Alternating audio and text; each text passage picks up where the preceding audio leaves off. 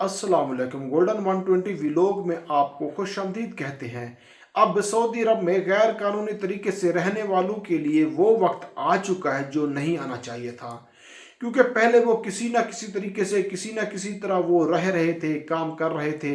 अब उनका बचना बहुत मुश्किल हो गया है। अब किसी हाल में भी उनको नहीं छोड़ा जाएगा। Saudi Arab minister of interior की ये अपडेट बहुत ही सख्त है।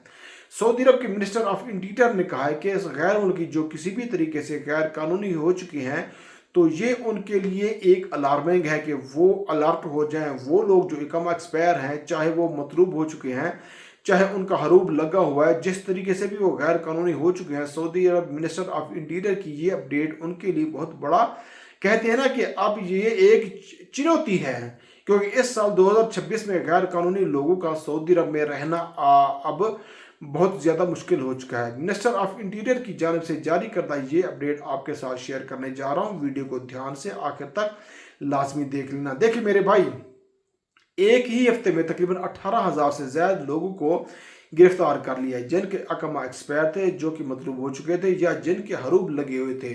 कुल मिलाकर बताने का मकसद ये है कि ये एक ही हफ्ते में 18,000 प्लस लोग गिरफ्तार हो चुके हैं, गिरफ्त में आ चुके हैं। इतनी ज़्यादा तादाद में गिरफ्तार होना वाकई ख़तरे की घंटी है। लेकिन इससे बड़ा अलार्म यह है कि तकरीबन 14,600 प्लस गैर मुल्कियों को एक ही हफ्ते में डिपोर्ट कर दिया गया है, जो कि एक बहुत बड़ा नंबर बनता है। और बाकी लोगों के लिए ये एक सिग्नल है जो गैर कानूनी तरीके से सऊदी अरब में रिहाइश रखे हुए हैं।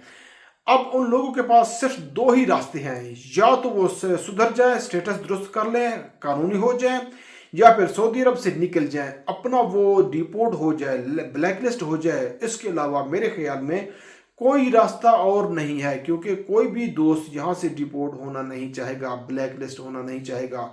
वो चाहेगा किसी ना किसी तरीके से उनका स्टेटस बहाल हो जाए। मेरी तो यही ख्वाहिश है कि किसी ना किसी तरह वो अपना स्टेटस बहाल करवा लें, ये बेहतर होगा। आगे आपकी मर्जी है। मेरा मकसद सिर्फ सऊदी अरब की अपडेट को आप तक पहुँचाना था, बाकी आगे आपकी मर्जी है। अल्लाह हम सबका हामी और नासिर हो।